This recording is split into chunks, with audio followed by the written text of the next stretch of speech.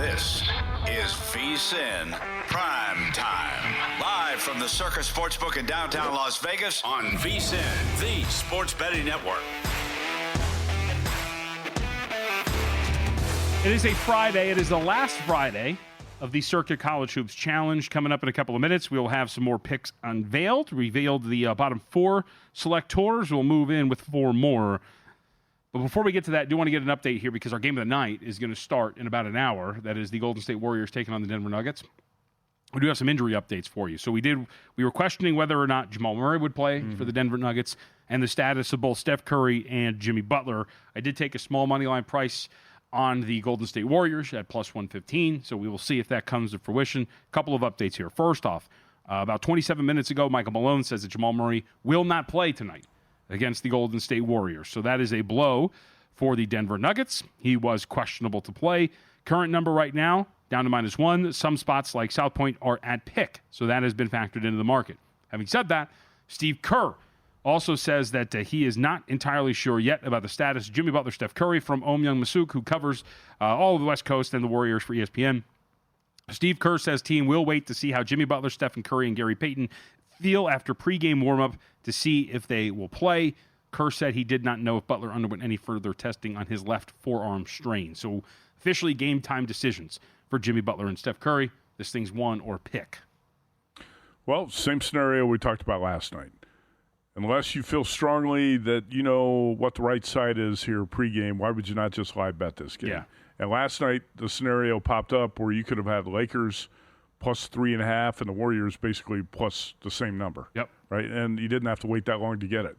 So why would you jump in here pregame at this point? Maybe unless you got some inside info that Curry's not going to play. Yeah. Or Butler's not going to play.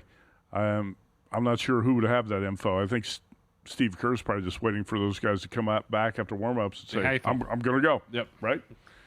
So I think this is another good live betting game tonight. Second night in a row, our VSiN primetime game of the night. You're better off live betting it because last night you're definitely in a better position with that Lakers-Warriors game if you waited.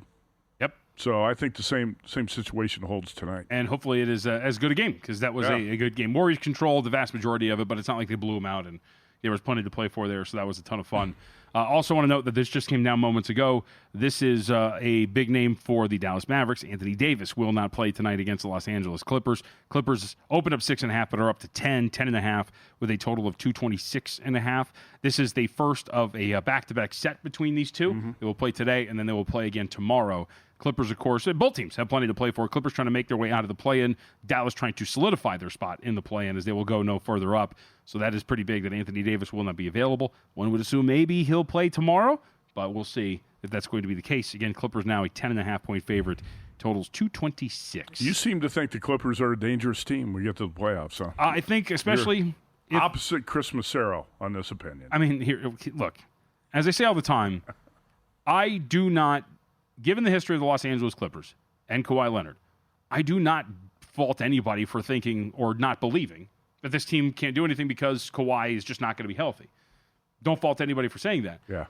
I would fight tooth and nail with you if you were to say that when this team has had Kawhi Leonard, it has not been a threat. It absolutely has been. There have been plenty of times. In fact, I was talking to Chris Massaro about this just last Friday night when we were out at the bar watching Michigan and Auburn. We went back to, if you remember, 2 years ago or so when Kawhi and the Clippers went into Phoenix for a first-round series where everybody thought they were going to get smoked.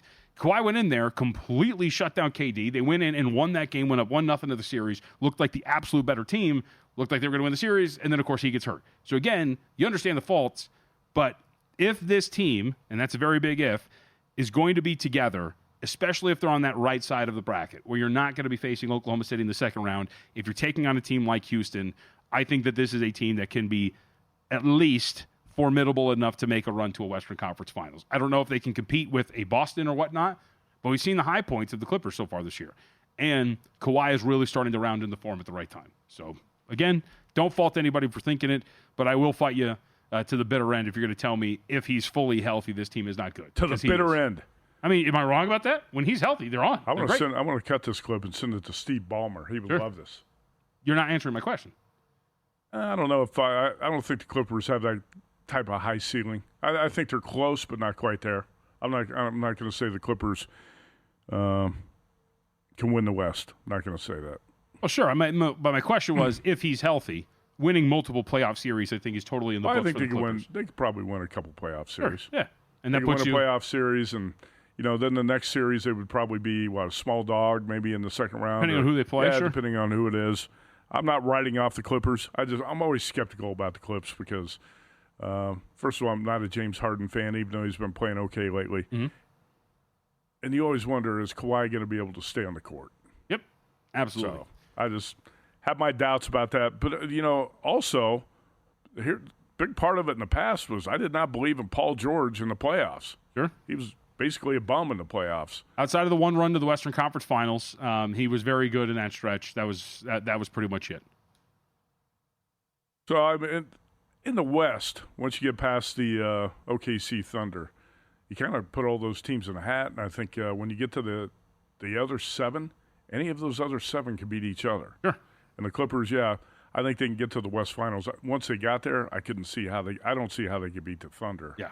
But well, again, that goes back to I think you've that's come. That's true for most teams. And I think it sounds like you've fallen a little bit more in line with my thinking, which is they're all invited to compete, but this is the Thunder who are. Oh, when I watch the Thunder now with Chet Holmgren and with Isaiah Hartenstein, yeah, I think teams are going to have a hell of a lot of trouble matching up with OKC in the playoffs. Speaking of kicking myself here, the spot was obvious, and it is playing out in that way. Houston's up 69-51 over the Oklahoma City Thunder tonight. Well, I think the Thunder are also kind of on cruise control right now because they don't have to win these games, right? We hit this before it started. What did this game mean more for? Who did it mean more for? It meant everything for the Rockets here tonight. Now you kind of regret not betting the Rockets because we talked about that, right? Yes, would absolutely do it. I also regret not buying into the Utah Jazz doing everything possible to lose some games. When we brought it up and the Jazz were up 81-79, they were 6.5-point underdogs. Indiana leads by 12, 115 to 103, 7:27 left to go in the fourth quarter. The Jazz have played the same script out in several games recently where they were competitive. It's been brilliant. Boom, then they got blown out late in the third or in the fourth quarter. We got a final in the first women's Final Four game. South Carolina was trailed 10-2. Hopefully you live bet South Carolina at that point.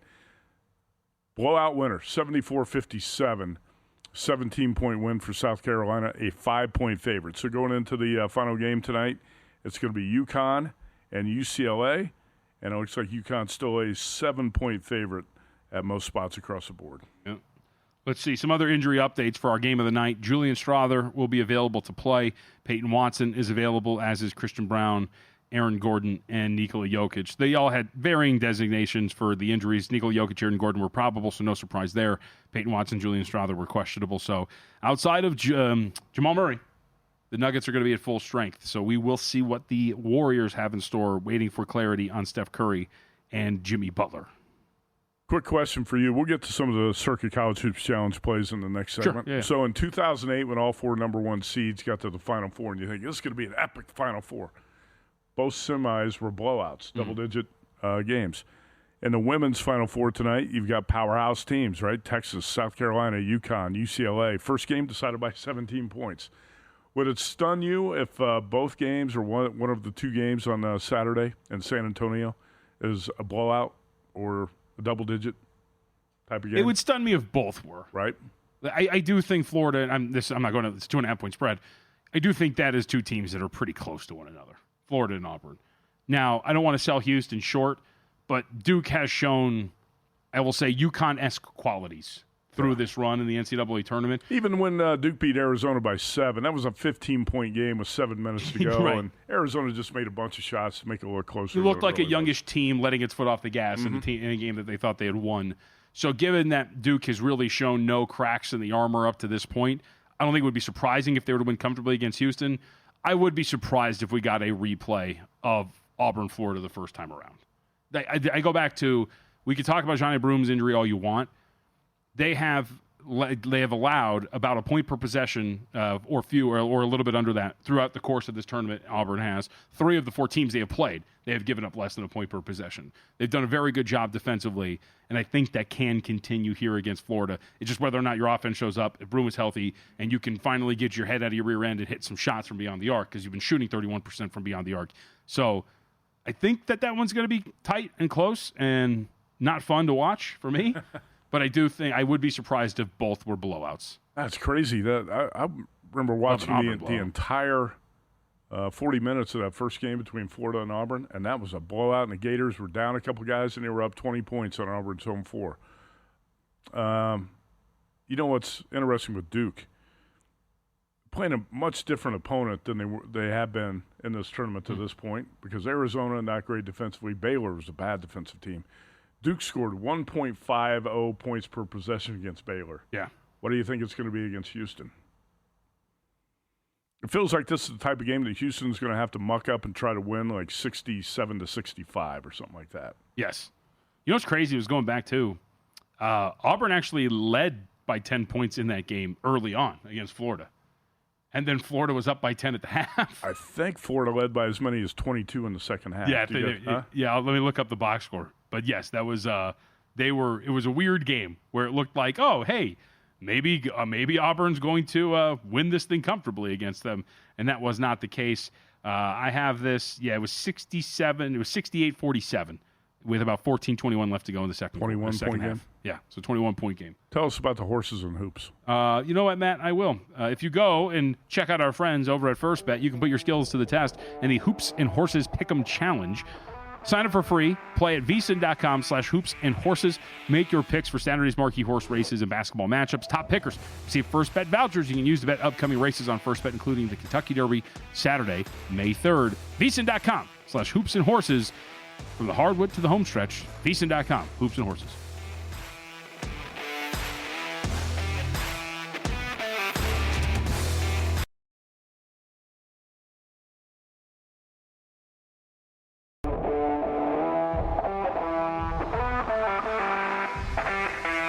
This is VSiN Primetime on VSiN, the sports betting network. Spoke too soon. They just don't die. The Dodgers have cut into this lead for the Philadelphia Phillies, who one time led 3-0. Well, here we are, top of the ninth inning, and the Dodgers down by 1 with a big play happening. Chris Taylor sliding into second. Looked like he got caught stealing, and that is indeed the case. After review, he is caught. And that is it. So Taylor caught stealing second. The game is over. Dodgers do stay inside of that 2.5. We mentioned the run line earlier at a plus price, but they cannot pull off the comeback, and they suffer their first defeat of the season. Phillies get the win. Dodgers, the losers, absolute losers, dropped to 8-1 on the year. Not going to go 162-0. What happened? Bill Plaschke. What was it? Yeah, what was it? Might want to revise that column. Why not? Or what did he say? Could happen. Could happen. Are you willing to say there we go. Yeah, are you willing to say it can't? You going to bet against it? Are you going to bet against it? Yes, I am going to bet against it. Don't even bring it up again. It's idiotic thought. Bill Plaschke entertaining in his column the possibility that the Dodgers could go 162-0. Yep. Anyway. Yamamoto and the Dodgers, for those who are wondering, did go off as about $1.30 favorites on the road here against the Phillies. So you get the cash. Lazardo got the start, plus 120 or so. Game goes under the total. Look at this replay. That's close, man. It looks like his sleeve moves right there, but if he touched him, he barely touched him. I don't know if he did. I don't know how you overturn that when you watch it again. It was called safe on the field, right? I think, yes, I believe it was called safe. So that's what this means, right? So I think. I mean, it looked like he nipped his sleeve and he caught him, but I mean, that's tough to overturn because I go back to, again, I will say it. It's not clear and obvious, is it? I will say it 1,000 times over because in replay like that, you can convince yourself of anything if you're watching anything close 100 times over. You get 45 seconds to review the play. The second that starts, it's 45 seconds on the clock, and if time expires and you haven't come to a decision, then the call stands. That's the way it should be in college hoops. You got 5-minute reviews at some of these games. It's insane. Well, I mean, here too, with we watched this Braves game. How long did it take to review Ozuna's home run? They were reviewing that for a good couple of minutes. I was going to say 3 minutes. Yeah, like it took a while. So, all right, Dodgers suffer their first loss. I would assume that this Dodgers team is now going to go 8-154. Shohei got caught stealing in the game tonight. Oh, did he really? Yeah. I think Shohei last year, look this up, tell me if how close I am on this. I believe last year Shohei Ohtani was 58 of 62 stealing bases. Okay. That's an incredible percentage, by the way. It's like Ricky Henderson, Lou Brock numbers from back in the day. I want to say last year Shohei was 58 of 62. How close am I to that? Let me see. Hold on. Still pulling it up. Okay, what'd you say it was? 58 of 62. He was 59 of 63. Not far off. No, not far off. Think about that percentage. That's insane. Yes. He got caught stealing tonight. He got caught stealing 4 times in totality. That's crazy. Wow. That guy's ridiculous. Yeah. You see him throwing yesterday? Yes. Yeah, buddy. Looking forward to it. Looking forward to seeing Shohei back in the mound. As much as I hate it, being, of course, an Angels guy, it is. Somebody put it so well the other day. So when he goes up to the plate and they're trailing, or they're in a tie game in the bottom of the 9th against the Braves, everybody just gets up. Like, the aura is awesome. Yeah. It's been such a long time since you had somebody like that where it is, if he is in action, it is must watch. Wherever you are, if you are a sports fan, you have to see what he's going to do. And then of course, he delivers. It's his bobblehead night. Yep. Game goes to, was that an extra inning game? No, it was the bottom of the 9th, inning, yeah. 9th inning game. And he steps to the plate, and everybody in the stands, Dodger Stadium on their feet, they're sensing Shohei's going to homer, and he does it. He delivers. First pitch. One of the few things. First pitch goes deep. Guy's amazing. And when the Dodgers went to Tokyo to open the season, I said to somebody, if there's a prop you can bet on will Shohei Ohtani homer in one of the first 2 games, bet as much as you can on that. He's going to homer in Tokyo. Of course he did. We should also point out, as a friend of the show, Chris Massaro, and dovetails nicely into his picks. What's he upset about? No, tonight? he just notes, because remember, his exercise this year is to bet the Dodgers on the run line every single game. Oh, okay. On the run line, Dodgers -1.5, now 6-3, as he notes. You are up 3.1 units still if you bet it. So 6-3 on the year. Yeah, but the problem there is that Chris missed the first 2 games at Tokyo, so he's actually 4-3. Well, I think he's just just tracking in totality. I know, but yes. But he didn't bet the first 2 in Tokyo. He was asleep at the wheel there. That's very true. All right, speaking of Chris Massaro, he's next. Let's get to our picks again. It is the last Friday of the Circa College Hoops Challenge. We'll have one more round of this and hopefully something at stake on Monday between me and Paul Stone, but we'll see what transpires over the 2 games this weekend. So Chris Passaro's up next, 9th place in the Circa College Hoops Challenge. He has 25 points for the contest, 23, 23, and 1. The 2 best bets for Chris Massaro in the Circa College Hoops Challenge are as follows. Best bet, Duke -5 versus Houston, the best bet for Chris Massaro, and then Florida Auburn under 160.5. He is one of 7 handicappers on the total. Did we get his graphic up on the screen? Yep, it's right there. We got it. Okay. Chris gets upset if his graphic doesn't make it on the show. No picture of Chris. We don't need an angry tweet or anything like that. Sorry about that. Chris Massaro, Duke, and Florida Auburn under, and he's, like you said, 23, 23, and 1. Ron Boyles, 21, 23, and 3, also has 25 points.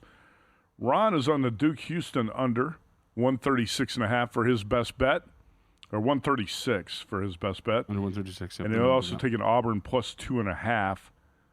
So, like I said, Ron was going to join us tonight, but he decided to go out to the Yankees-Pirates game. And he'll be on with us Monday night.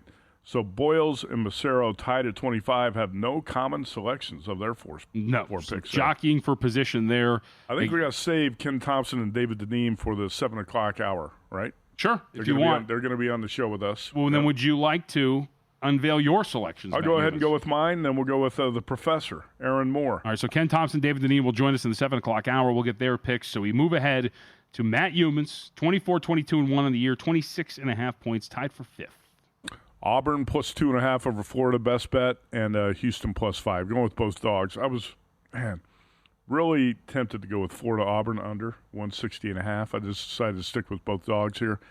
JVT, the power rating, no matter where you look, the power rating on Houston Duke that's a 2.5 point game, right? Oh, yes. Yeah. So just based on the number, I said I've got to take 5. And I can make different arguments for Houston. 17-game win streak, more experienced team, lost only 1 game in regulation all season. You're going to get 5 points with a team like that, playing near its home down the road in San Antonio. You're going to have a lot of fan support. I think Houston's going to make Duke sweat this out. I've got a lot of futures riding on Duke, and I hope Duke can find a way to win it. A tight game, that would be ideal. But don't you get the sense? I know you played Duke too. I think this is going to be a tight game most of the way. Now, the thing is, how many times you see this in basketball where you got a 2 or 3 point game and then you play the foul 3-point thing at the end. Make 2 free throws. Houston misses a 3. Duke makes 2 free throws. Before you know it, a 2-point game's an 8-point game or 7-point game, and Duke's covering. But I do think you're going to see a tight game most of the way between Houston and Duke. I'll take the 5. Auburn in a revenge game against Florida. I just got the sense that Auburn's going to get this done. And there's a lot of different ways you could break this down. The John A. Broome injury is a little bit of a concern. But when you've got a team like Auburn that was a 10, 10.5, 11-point favorite the first time around, and is now a 2.5-point dog, and Auburn, the top overall seed in the tournament, is an underdog and being a little bit disrespected and has a veteran team as well. I've talked about this before. The average age of Bruce Pearl's rotation is about 24 years. 24 years old. That's about the same as the Oklahoma City Thunder. Mm-hmm. This is a really veteran team. Bruce Pearl going up against a young coach and Todd Golden. I just sense that Auburn's got a great shot to get this done. I haven't bet it yet because I want to get Auburn +3. But I went ahead and played that as the best bet. Man, I hope you're right. Obviously, I very much hope you are right. It's going to be a back-and-forth game. It's going to wreck your nerves, I can tell you that tomorrow. Yes. It's going to be a roller coaster ride of emotions for you tomorrow. It is absolutely going to be the case. You've got, about 40,000 riding on Auburn? 35 if they win the whole thing, so yeah. Oof. Come on. Let's see. Since we're here, you are tied for 5th with Aaron Moore, who I got the pleasure of having some drinks with him, meeting in person for the first time last Friday night. Aaron Moore was out here in town. 26.5 points as well for Aaron, 23, 21, and 3 on the year for our contest. Florida and Auburn under 160.5. That is Aaron's best bet. Yep. And then Florida -2.5 versus Auburn, going head-to-head with you there. I don't think you look at any of these plays and you say, that's outrageous. That's crazy. Of course. Right? Of course, you can make a pretty good argument for all these. What I've noticed here in the plays, nobody is playing the over in these games. We don't have a single over. I noticed that earlier, too. Yeah. And I was like, man, not a single over, man. not a single one. Folks, if you're ready to take sports betting to the next level, Sharp Plays at sharpplays.com is your secret weapon. Since 2011, they've been building trusted relationships with major sports books and sports insiders worldwide. You can check out the Sharp Plays free content anytime as well. Get real-time betting action reports, alerts, and more through email and X directly from the pros. Explore all the records, detailed online logs, right at the website sharpplays.com. Start today. Get access to the best betting insights, sharpplays.com. Remember how dominant the Florida Gators looked 2-3 weeks ago, a month ago? Yeah. Even Brian Edwards is sweating this one out. He's going to be sweating this one out. Remember how confident Brian Edwards is? He's a little bit nervous now.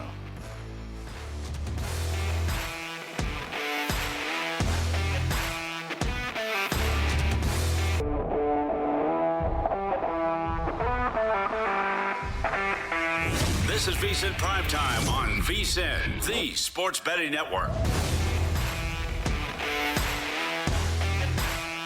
We resume looking at the Circa College Hoops Challenge. So we're working our way through our picks. We've got all the way through the top 5. We're inside of the top 4. So we get to the big dog. We'll get to Tim Murray and Will Hill, but it's time to unveil Paul Stone's selections. Paul, with a 2-point lead for first place heading into the Final Four, 31.5 points, 28, 18, and 1, 6-1-1 on the best bets. Houston, +5 versus Duke. The best bet for Paul Stone. And then Duke and Houston under 136. So all tied into Houston and Duke. Houston catching the 5 with Paul. The best bet and under 136 for the game.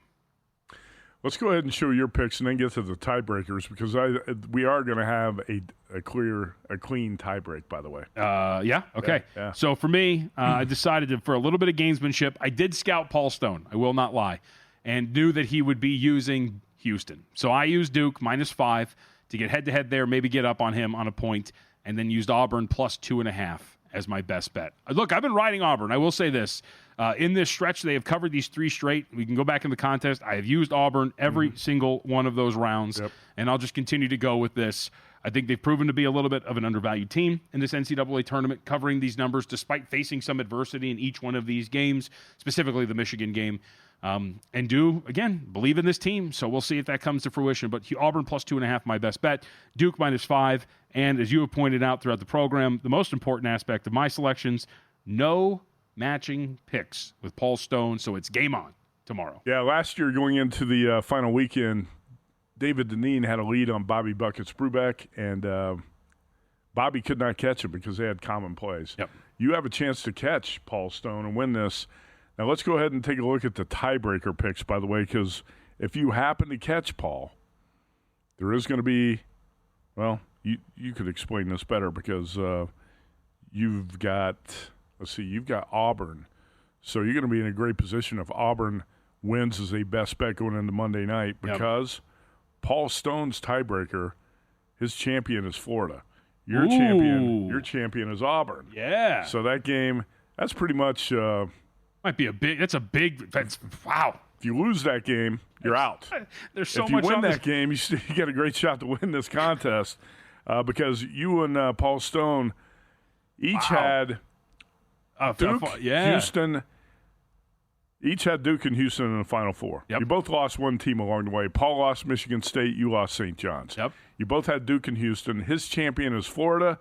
Your champion is Auburn. So the way this works, you pick the Final Four teams. You get 1 point per correct team. Cool. So you and Paul each have 3 points at this point. The national champion, 3 points for the correct team. Ooh. And that would put you over the top if the Auburn Tigers win the whole thing. Yeah. But you have to be tied with Paul after Monday night's game, and or Auburn's got to win it. Yeah, or within a range. So even if I'm down by a half point, I can still obviously win, right? Because Auburn I get 3 points for. No, it's just a tiebreaker. Oh, it's score. just a tiebreaker. Okay, thank you for clarifying. Score. Okay, yeah. all right. Wow. All right, here we go. So if you guys are tied after Monday night's game, it comes down to this tiebreaker formula, and if Auburn's a champ, JVT is too. Okay. Man. Who knew I'd have so much on Auburn going into this thing, huh? This team. World's biggest Auburn Tigers fan, aside from Bruce Pearl. And Johnny Broom's parents, who they showed multiple times in the broadcast when he was injured. A lot on the line this weekend in the Final Four in the Circa College Hoops Challenge and also basketball futures as well. Mitch Moss has a lot riding on the Florida Gators. Would this be the greatest comeback in sports contest history if I were to snatch this from the jaws of defeat? I think that would be hyperbole, but it would be. What about in VSiN-led betting contest? It'd be an incredible contest. It'd be an incredible contest. Well, so this is what year is this? The third year? Third year of this one, and we've also done 3 years of the Circa Friday Football Invitation. When Will won it, what's the most dramatic finish in any of these in terms of coming down to the last game, last week, anything like that? Does anything come to mind? When Will won it, did he win it comfortably? The first year Will won it, he almost choked it away on the final weekend. Oh, really? Yeah. Okay, there was some pressure involved in the final weekend, but he didn't have to come back to win it. He had the lead and almost blew it. Sure. So Will Hill won the inaugural in 2023. Then David Dineen won it last year, and there's no drama because Dineen and Bobby Buckets had the same picks. And then this is going to be, I think, the most dramatic finish, especially if Auburn beats Florida tomorrow. Yeah, that's a big one, man. Because Paul Stone's other play is Duke Houston under. Yep, and Houston. And we go head-to-head there. So I can, again... And Houston plus 5. In the perfect world, if I go 2-0, I'm in a pretty good spot because not only do I have a half-point lead on Paul heading into the championship game, I also have the tiebreaker potential that would go in my favor if Auburn were to win the Natty. Here we go, buddy. Here we go. All right. Anyway, go ahead. Let's go ahead and show the Tim Murray and Will Hill picks. We didn't do that yet. Tim, and we should also note here, too, because I am competing with Paul, but I am not out of the woods yet when it comes to Tim. So should I not be able to catch Paul Stone, Tim can usurp me for second place and $200 to Dom DeMarco. So Tim's still alive, playing for second place here. Tim does have Houston plus 5 as a best bet. So again, I actually killed 2 birds with 1 stone here with this Duke minus 5 because Tim and Paul both have it. So if Duke covers that game, pretty good spot to be in eliminating Tim there. And on then, the flip side, if Duke does not cover that game, you're probably going to slip out of second place. Yes, I might get cooked there. But you still got Auburn. Still have Auburn again. So again, just writing on Auburn being a best bet is pretty big. So Houston plus 5, a best bet for Tim, and then Florida Auburn under 160.5. That, of course, is that Houston pick is what eliminates Tim from contention with Paul Stone because both of them using it as a best bet. So Tim fighting for second, 25-21-1. At one point, Tim let you know he had the best record amongst all the handicappers. Going into the tournament, I believe. I think he was. I think he was at 13-7. After week 4. Yep. And then so Tim Murray on Houston plus 5, Florida Auburn under. Again, every contestant, or let's say no contestants played these games over the total. That's interesting. Will Hill did not play totals. Will Hill played a best bet Duke minus 5. and Florida minus 2.5. So Will Hill laying it with both favorites. And really quick, we should note the previous champion of the first iteration of this contest, Will Hill, in fourth. Very strong push from Will down the stretch here, too, to get inside of the top 4. Duke minus 5 as a best bet. So Will and I sharing a play there, and then laid 2.5 with Florida against Auburn. So that's all of our picks, save for David Dineen and Kem Thompson. They will join us in the hour. Tiebreaker scenario also works for the other places, right? Can we throw up Tim's tiebreakers really quickly, just in case that comes to play here when it comes to second place between Tim and I? Tim Murray's Final Four, Auburn, Texas Tech, Houston, and his champion is Duke. Okay. So he's got 3 out of 4. Champion Duke. And again, the champions were 3 points in the tiebreaker formula. The winner of this contest gets a Stadium Swim cabana with a $1,000 credit, courtesy of Derek Stevens and Mike Palm. And also the second-place contestant, a $200 gift card to Dom DeMarco's Pizzeria and Bar on West Charleston, where you said you had the best what? Chicken parm. Best you've ever had. Best I've ever had. It was so good. I said it 1,000 times. And you know what? Tim had it the other day and agreed. Did he? Yes, he did. Even Tim was out there Wednesday for the Jim Feist show, right? Yes. Really quick, you Wes said Reynolds and I are going to be out there next Wednesday, by the way. Cool. It's Masters? going to be, well, we're going to, mostly a Masters preview next Wednesday. That's going to be the last show of the summer for the Dom DeMarco's Jim Feist handicapping really quick event.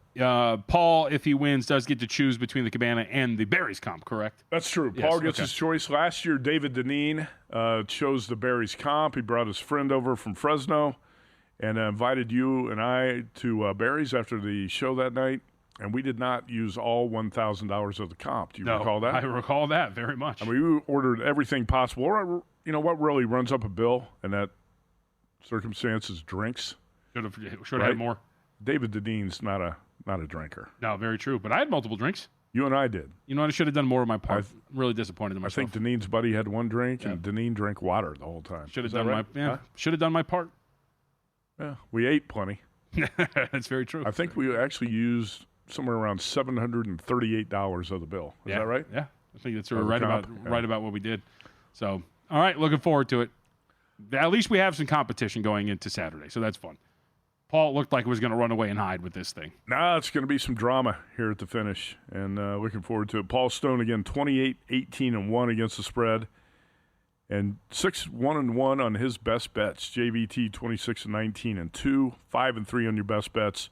And we'll take a look at the Dom DeMarco's best bet leaderboard later in the show. We got Ken Thompson and David Dineen in the final hour. If you're betting on baseball, make sure you're getting the best odds with ProfitX. ProfitX is the first peer-to-peer sports exchange in the U.S., available in 40 or more states. That means you're getting odds against other fans, not the sports books, giving you on average 10 to 20% better odds. You can even request your own odds. Download ProfitX today and use the code VSiN. 110 to 95. Boston has beaten the absolute tar out of the Phoenix Suns. Thanks for showing up, Phoenix. Again, just failing to do the bare minimum to get inside of this play-in race. All of these teams are screaming at the Phoenix Suns, please take this from us, and instead they're about to lose their 5th straight game and fall to 2 games out of the play-in with about 5 left to play. Well, I got to tell you, I think one of the more interesting results tonight is the Jazz leading the Pacers and then ended up losing that game by 28. Elite tankery right there. Wow. We'll come back. Talk about a team trying to tank. Run through the game of the night one last time before we get started between Denver and Golden State.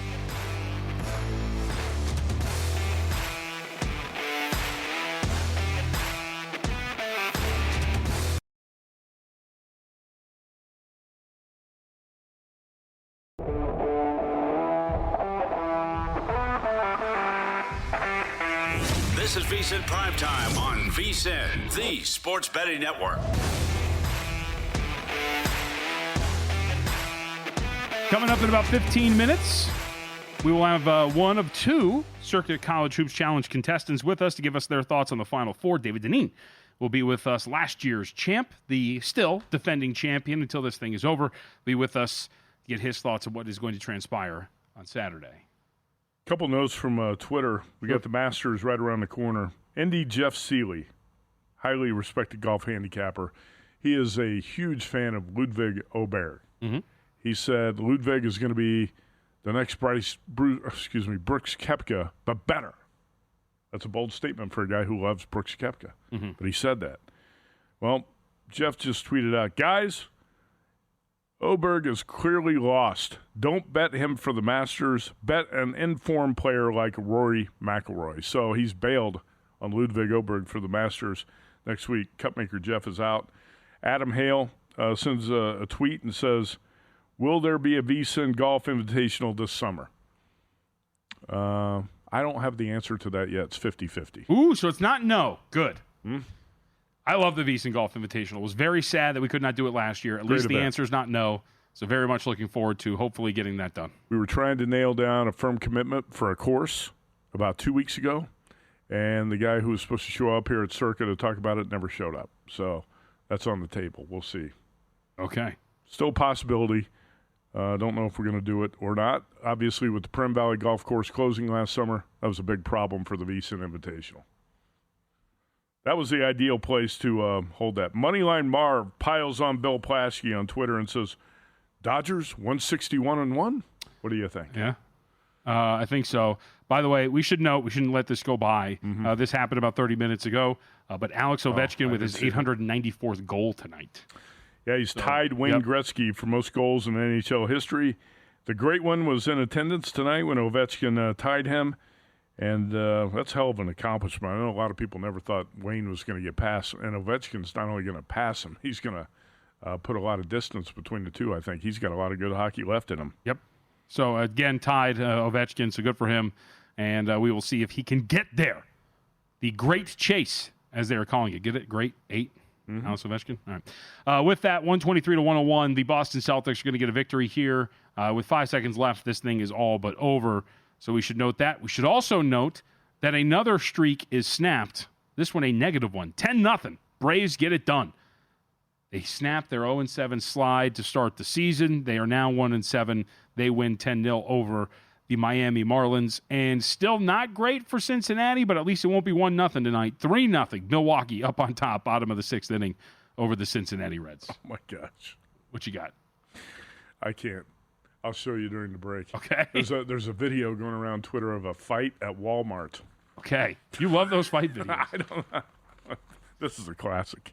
You do like those fight videos. Your algorithm has been shaped by it, very much so. All right, we're about to get underway. This Angels game did get delayed. It was supposed to start at 6:38, but they're just out there now introducing the lineups and the roster, so we will get this one going momentarily at the Big A Angels home opener. Closing number here, last bit of insight, is about $1.10, $1.15, depending on where you shop, and everything in between for the Cleveland Guardians. Soriano in this game getting the start. Gavin Williams on the other side. Lean to the Angels and to the under here with Soriano. It's going to be really big on whether or not Soriano can actually maintain what he has been doing. Gavin Williams, on the other hand, last year, a little bit of rough luck. 4.86 ERA, but a 3.67 fielding independent, telling you that maybe he was worthy of better stuff. Even in his last outing, 5 innings pitched, underlying metrics to tell you he deserved better, 265 FIP in those 5 1/3, so we'll see if that happens here tonight. But we're handing out fist bumps, and we are introducing Mike the Trout, starting lineups. He's healthy for opening day. See his home run the other day? I think it was like 2 nights ago. Hopefully Trout stays healthy this season. I'd like to see him put up MVP-type numbers. Aaron Judge did his 6th home run today for the Yankees. Yeah. I'd like to see Trout stay healthy and put up big numbers. Home just, opener at the Big A, Ron Washington trots out. The great one, yes. Ron Washington. Yes, Ron Washington. Who was on our show 2 weeks ago? Was it That was Adam Rosenberg, yes. Where he touted Ron Washington, Manager of the Year. For Manager of the Year. Hey, they're 4-2.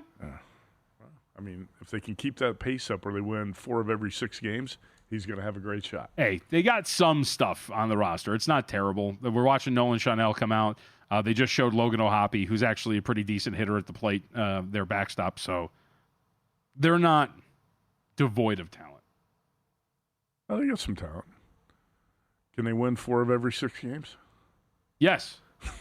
I believe so. I would love to see that. I don't know what pace that would be. That'd be 67%. Okay. That's a lot of wins. I take that back. I walk that back a little bit here.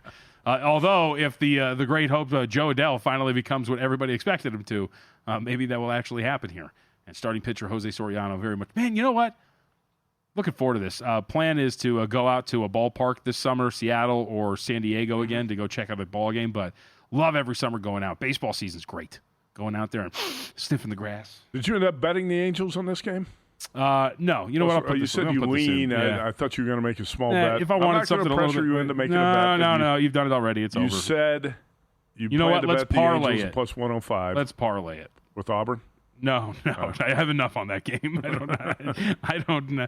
Everything hangs in the balance. That's going to be a ton of fun. I'm also that's a really good question because Mitch and I were discussing this before he walked out of the studio and I flipped him the bird because we are adversaries at this point going forward. Where would you watch a high stakes game like that if you were? Well, I mean, I would come to Circa or wherever you happen to hang out, but I can be honest, when you're watching games like that, you kind of want to be by yourself. Kind of do. Whether you're walking around the casino and you find a different TV to watch or find a lucky spot where things are going well, a lot of times the higher the stakes, the more I want to be home by myself watching the game where nobody can bother you. The last thing you want to do is be standing out here in the sports book and you're next to some guy going crazy when Florida's scoring. You got Auburn, and he's rooting for Florida, and the guy might have $20 on the game. Well, and that's the what's going to be tough about this situation, too, is I think most people will probably be on Florida. I do, too. So if I'm in a scenario where there's a lot of bettors, I feel like I'm going to be very, isolated. Let's say you're at the Red Rock Sportsbook tomorrow trying to watch that game. Yeah. Every time Florida scores, the sportsbook's going to be going crazy because the betting public's going to be behind the Gators. I mean, tomorrow might be like that. I'm at Bar Canada. If you're in town, come say what's up. I'll be on the air from 1 to 4 o'clock. It'll be like that. That'll be a good put it this way. If you're Bar Canada and the game is going well, stay at Bar Canada for the second half. Oh, yeah. You have to stay where you're having good luck, where things are working. If it's not working, get the hell out of there and go somewhere else. Quick update here. Connecticut, UCLA, women's Final Four, the second semi tonight. UConn closed a 7-point favorite up 13-10 about halfway through the first quarter. JVT, let's one more time hit our game of the night in the NBA. Yes, we do have a couple of notes here for those who are just joining us and weren't paying attention to the injury reports. We are still waiting to see. This number is really swung in Golden State's favor right now. Yep, here we go. Starting lineup. Yep, at Circa, Warriors 3-point favorites. Most places now at 3, total of 237.5, total up a couple points. Good news for the Golden State lineup, right? Yep, so a couple of things. First off, the starting lineup, Warriors are going to start Steph Curry, Brandon Pajemski, Jimmy Butler, Moses Moody, and Draymond Green. So the two questions were whether or not Steph Curry and Jimmy Butler would play. They are available. The other part is, so we've talked a lot about these short spreads, high totals. Why would you get involved? This is the one time where I do have a small plus price on the Warriors money line. It's like about plus 115. But my thought was that they are going to go off as pretty solid favorites, considering the fact that I believe Steph Curry and Jimmy Butler will play here today. I did too. So that's one of the things that I thought was worth getting in. I thought that was kind of built into the previous line. I think you had to assume those guys were going to play, right? Yeah, that's why I bet it. I was like, I think the market's overreacting a little bit here. Like, this should be – these two teams are equal to one another, and especially if Jamal Murray's not going to play, and if both Steph and Jimmy play, you should rate them. I have home court at about 2.5 points. This would tell you if we're up to 3, slight lean toward the Warriors and a neutral in this situation because Jamal Murray's not out there. But thought a plus price on the money line was the basic a good bet. Premise here is that the Warriors really need this game. Very important game in the West standings if you're trying to get up to that 3 seed. Yep. If you watched the end of the Warriors-Lakers game last night, Curry, Butler were not showing any signs of being injured, right? So There was a forearm strain for Jimmy Butler, too, which is kind of a odd injury. If they didn't play tonight, it was going to be a case of them just sitting out to rest, and you're not going to rest when the game's this important. And that's the other part, and that's why that was part of my gamble. This is a huge game for the Golden State Warriors. You can really vault up the standings. For the Nuggets as well, this is a game which, if they lose it, the play-in is a possibility for them, and that's what rides on this game. So a lot going on in the state of California tonight. High stakes, led by the fact that I think Jared Weaver's throwing out the first pitch for the Angels. That's the high point of Angels baseball for me right there. There's not a lot of high points. The high point was he's not throwing out the pitch. 2000 was it 2002 or 3 when the Angels won the World Series? 2002, where the 2002 Angels won the World Series. The other high point was Mike Trout and the Angels getting swept by the Orioles when they won 100 games. It was like Pujols' first year. Tim Kingfish Salmon was the star of that 2002 team. Yeah, right. There's a lot going on there. Hey, VSiN.com/subscribe. Less than $60 gets you everything we do through August 1st. I told Bill, this is ridiculous. Don't give them such a sweet deal. And they did it anyway. Go to VSiN.com/subscribe and check it out now.